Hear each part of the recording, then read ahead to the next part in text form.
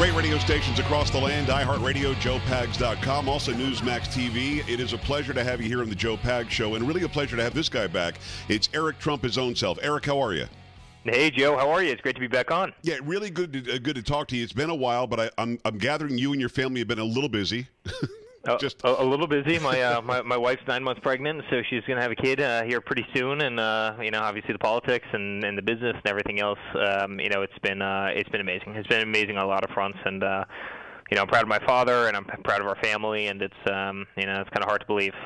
It's hard to believe after the roller coaster of the last 2 years and kind of being novices to this whole thing. That we're here, and the amount of times that we talk throughout the campaign, it's really been quite an adventure. There's so much going on. We'll talk about Hurricane Harvey. I know that's top of mind for you and your family. But I have to hit on what you just mentioned. Before I did the interview, I asked my wife, "Hey, going to talk to Eric today. What do you want me to ask him?" And she said, "Well, ask him about the baby." So that's I think regular folks want to know about that. Your lovely wife Laura is ready to give birth any day. The level of excitement has to be off the charts, right? Yeah, off the charts. It's a great time. I mean, it's a great time. You know how hard she worked on the campaign, as did I. She's actively running Campaign 2020, and she's doing a phenomenal job. And I mean, she's just really doing an amazing job, and the support out there is incredible. But family time. So Don has 5 kids, Ivanka has 3. Yeah. This is our first, and so we're surrounded by children. None of them are our own, so we're excited about this one. Well, congratulations to you both, certainly. Let's talk about Hurricane Harvey. As you know, I'm on just about 100 stations now, 13 in Texas. Yeah. We're heard in Houston. We're heard in Corpus Christi. We're heard in the most ravaged areas. Just give me your thoughts about what you're seeing unfold. I know that your dad and your stepmom are in town today. What are your thoughts? Yeah, it's horrible. It's beyond horrible. It's truly one of the most tragic things this country has seen. I mean, it's mass devastation, and it's one of these things where there's not a whole lot that can be done about it. I mean, how do you stop Mother Nature at that scale? It's quite frankly almost frightening. How bad it is. What is it? Over 50 inches now, and there's more rain coming. It's a record. We've never seen anything like it. Tomorrow, you have dams that are never been full like this, that are on the brink of overflowing again. That's before the rain comes, and you see boats going down traditional streets. You see devastation. People's lives are turned upside down.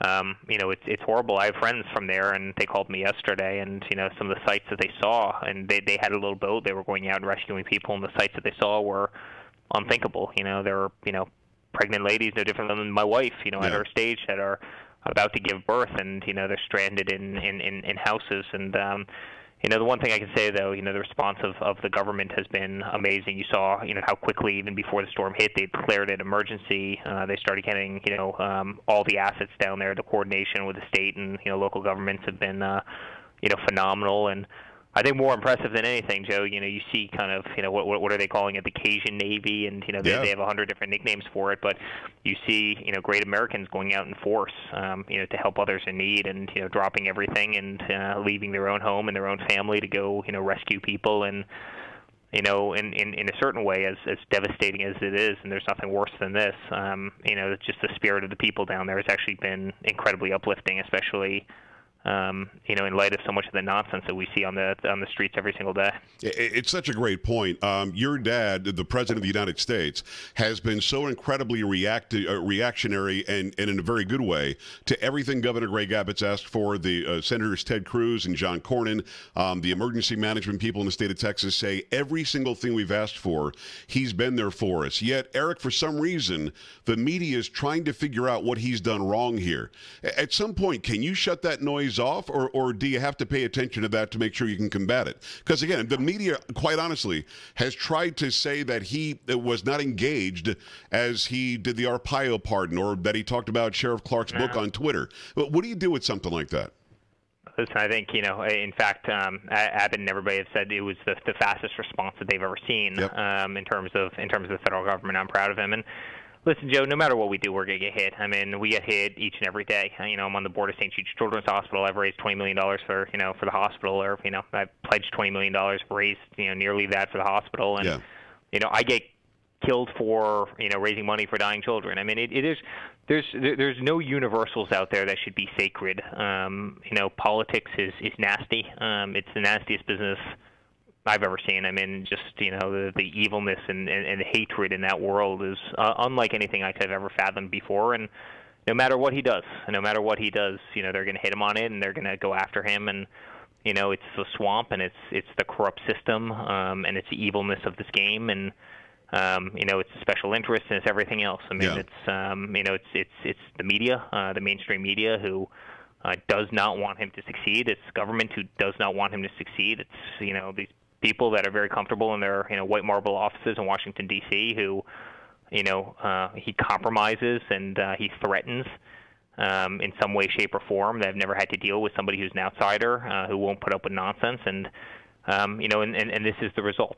No matter what he does, he's going to get hit. And listen, I think you have to tune it out. I mean, listen, you obviously have to be tuned into it because you need to know what's being said. At the same time, you have to take it all with a grain of salt. And if they weren't talking about you, you wouldn't be doing something right. And it's important to keep it in context. Otherwise, quite frankly, you'd probably end up killing yourself out of depression. But he's doing a great job. I mean, look at aside from having to deal with this tragedy, which is going to be going on for a long time is occupying most virtually all of their time. But look at where we are as a country. I mean, consumer confidence is the highest ever.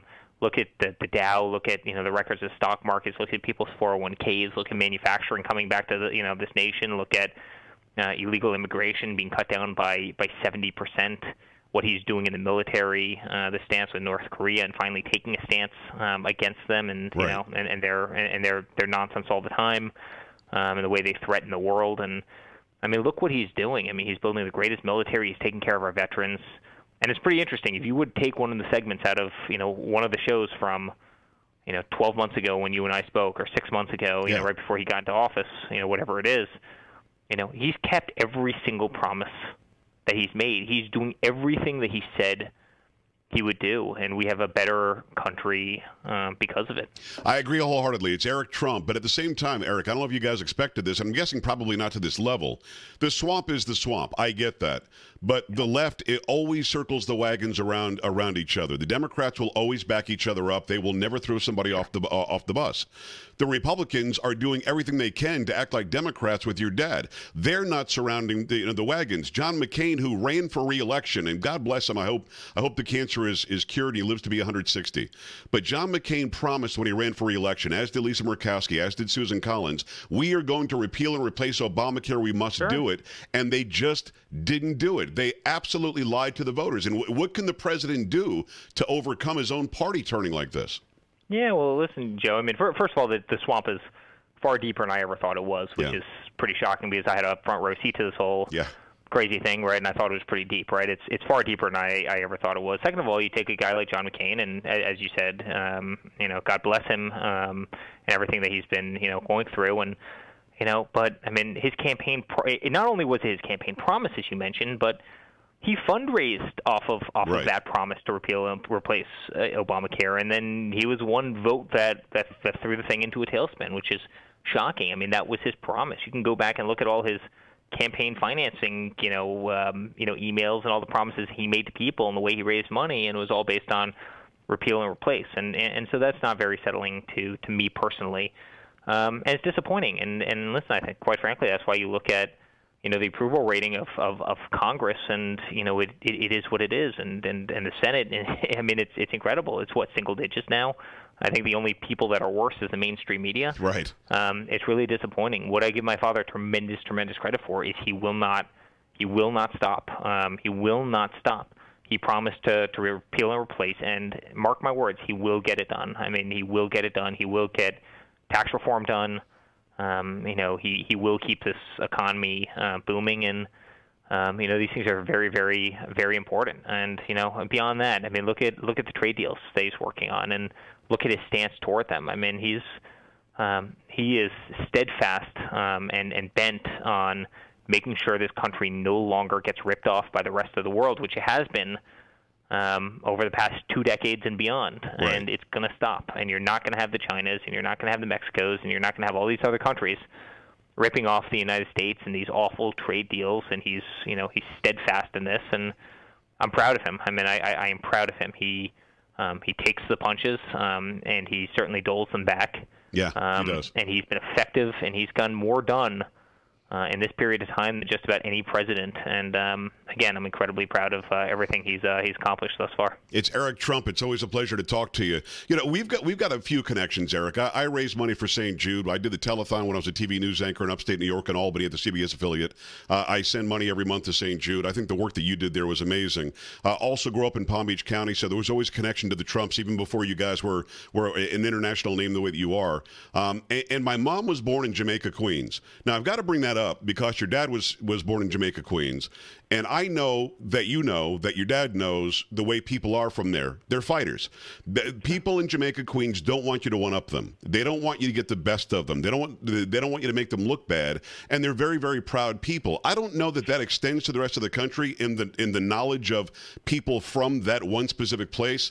But do you see a lot of that in your dad? And do you think that people in America understand why he hits back? Or do you think that maybe sometimes he can leave a little bit of that in Jamaica, Queens and not hit back as hard? Listen, this country needs a fighter. I said it every single day on the campaign trail, and I'm so fortunate that he is a fighter. Yeah. This country needs a fighter. If we don't have a fighter, and quite frankly, we've had many years where we didn't have a fighter, so many things that happened to this country happen. Whether, again, it's our economy being used and abused by other countries, whether it's bad trade deals, whether it be, veterans that are totally being left behind, whether it be, an economy that's growing at, under 1%, as it was for a very long period of time, whether it be rogue nations around the world that are being paid $150 billion in cash that's being dropped off in the middle of the night. Nuts. On a cargo plane, right? Whether it be our former president who showed up in China, they didn't even bring a staircase out to the plane for him, right? Our country needs a fighter. Our country needs a person who will stand up and say, listen, enough of this nonsense, enough of this garbage. We're not going to be treated like that. We're Americans. We're the greatest country in the world. We deserve respect.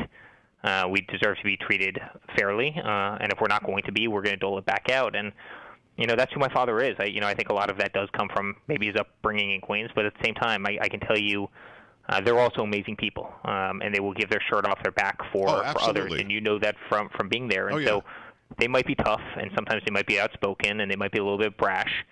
And yes, they will fight, and he will fight every single day. It's the person he is. But also he's incredibly kind and warm and loving. Listen, he's the greatest father in the world. To Ivanka and Don, myself, and all of us. He's got the heart of gold, but he will not let people cross this country. He will not let people cross him. He will not let people, make a muck. You go into a system that is as deep and, quite frankly, as crazy as Washington, D.C. is, where you have politicians who have never represented true Americans. They've always represented themselves. They've always, only cared about the power for themselves. Right. And it's you start going in there and you start threatening those people, in the way they've done things in the past, and the little boys club that's always existed. People get upset, and you see that, but he's doing it for the betterment of this country. A couple of quick ones, and Eric, I really appreciate the time and the access, and hopefully we can do it again soon. First of all, the Russian collusion story is dead. It is dead. Put a nail in it. It's gone. That story didn't go. It didn't fly. So they did. They tried really hard. They did. No, but it's they dead. tried really hard, Joe, but it didn't fly. And everybody realizes the whole thing was a total hoax and a spoof, and that there was nothing there. Well, when Julian Assange says I didn't get it from Russia, and he's never been proven wrong, I think at some point you could just hang your hat and say, okay, that one's over. Yeah. So then they had to make him unfit. He's somehow, some idiot said that he's suffering from early onset dementia, which is disgusting to anybody who's had people with Alzheimer's in their family. And the latest is your dad is a racist. Now, Eric, last question, and I know that you'll be straight with me. You always have been. And it's a two-parter. Number one, how many minorities do you think your father has employed? Just a guess number in the past 40 years. And the second part of that, have you ever seen any inkling of racism in your house growing up, ever? Well, 0 to the second one, and tens of thousands to your first question. I mean, literally tens of thousands. If you would a racist do that? Of course not. And there isn't a racist bone in my father's body. I mean, he is the greatest guy in the world. In fact, the amount of people he helps on a daily basis that I've seen him help over the period of my life, that he would never talk about, he would never admit to. I mean, is staggering. And the media will never depict him as being that guy, but he is an incredible guy, and he doesn't have a racist bone in his body. And the amount of, whatever you want to call them, minorities, this, that, protected classes, whatever's the, the word of the day in the media that he's employed. I mean, and it's not only tens of thousands over his lifetime, it's probably tens of thousands as we speak right now between every hotel and every golf course and the commercial buildings and the residential buildings and, our offices and everything else. I mean, it's disgusting. So you're right. They tried to make him unfit. And when that didn't work out, they tried to create some nonsense collusion with Russia, which was a total hoax. And when that story didn't work out, they're on to racism, and that's not going to work out very well. And, I mean, you've seen so many of the employees in this company come out and say, what a joke. I've worked for the man for 20 years, and he's been the greatest guy in the world. In fact, my assistant was African-American. She came out. She spoke at the Republican convention, as you remember, and you remember the powerful speech that she gave about the man that she knows, and created a YouTube video that's been seen by tens and tens and tens of millions of people that will literally bring tears to your eyes. This whole narrative's not going to work out, and then they're going to go on to another narrative. And the American people are really, really smart. They can look through nonsense, they can look through garbage, and they see what they're trying to do. It's a slaughter fest. Whatever they do, they're trying to go after him. No different than the hurricane, where you started this whole conversation.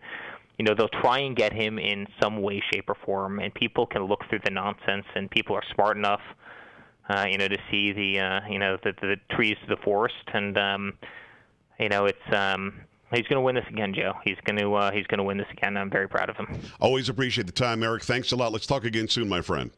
Can't wait. Congratulations to you and Laura. Thank you so much. All right, back after this on the Joe Pag Show. Stay right here.